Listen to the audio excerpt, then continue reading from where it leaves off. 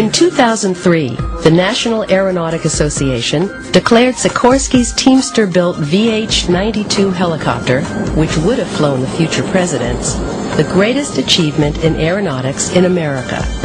Despite Sikorsky's achievement of meeting the FAA's latest and most stringent safety standards, and honor of joining the Wright brothers in redefining air travel, the $6.1 billion contract to build the president's Oval Office in the sky, as well as 23 other helicopters, was awarded to a company that had never built a helicopter.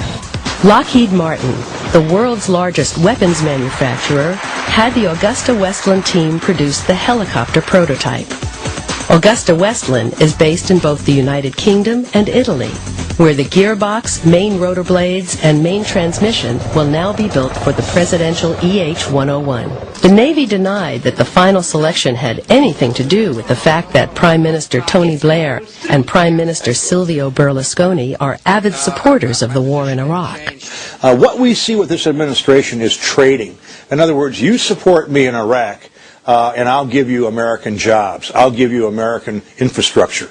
And this was a payback because the UK and Italy have, several thousand troops in Iraq. So they say this is a payback. For that critical Marine One to be farmed out to a European consortium is completely wrong.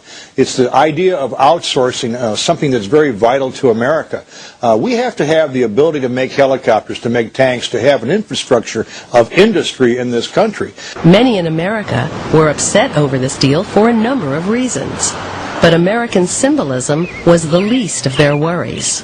Somebody else is doing this job, but they're not going to do it like Sikorsky workers. Sikorsky workers are the best workers in the world. We know our job. We're skilled workers. We have to not have these people just coming off the line, either if they're yellow badges or somebody to just think they could come in and do our jobs because they can't do it reliably. We get certified in everything, mixing, torque certification, bonding certification. We go to classes and hazardous waste classes and all kinds of classes every month almost at Sikorsky. How these people could just step in and do our jobs is unbelievable to me. We had it with Unocal. The fourth largest oil company, American-owned, was going to be sold to China, who is going to be our enemy in the future. The administration said, we don't see a thing wrong with it. But Congress rose up and said, that's the worst idea we've heard. For them to be in the hands of communist China would be very, very dangerous. We've got to stop this outsourcing, so in case there is a war, we have the ability to protect ourselves. Ironically, Europe is unwilling to give American helicopters an even break across the Atlantic. The governments of Europe have chosen homegrown companies in 11 straight helicopter competitions, and for over a decade awarded 93% of all orders to European competitors. Italy refuses to buy foreign-made helicopters as a matter of policy. European companies, however, have no problem dealing with China, North Korea, or Iran. Here we see Augusta-Westland showcasing military helicopters to mullahs and Ukrainians. Last July, Congresswoman DeLauro tried to impose the Marine One Made in America Act, citing national security concerns. House leaders refused, without comment, to even allow a vote on the issue. Starting in 2009, the current Sikorsky Marine One will conclude its 50-year-long presidential tour of duty. To some, the peculiarity of the deal was a huge red flag. Would the new Air Force One soon be made by Russia? Would France eventually make Navy submarines? Well, that's not quite what happened next. In February of 2006, there came yet another first. It was announced that a company owned by the United Arab Emirates would now manage several major American ports. It didn't take long for politicians to take serious notice. Representative Sue Myrick sent a one-sentence letter to the president that read, "Dear Mr. President, in regards to selling American ports to the United Arab Emirates, not just no, but hell no.